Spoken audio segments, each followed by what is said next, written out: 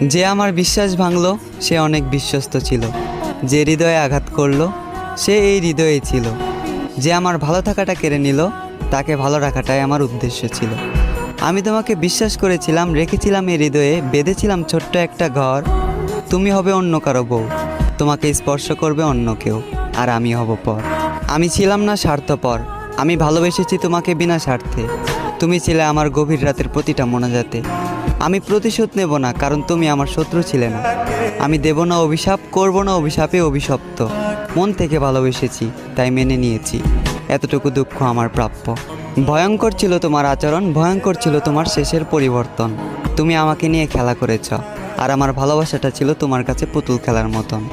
যে খেলায় তোমার হলো জিত আর আমার হলো মরণ।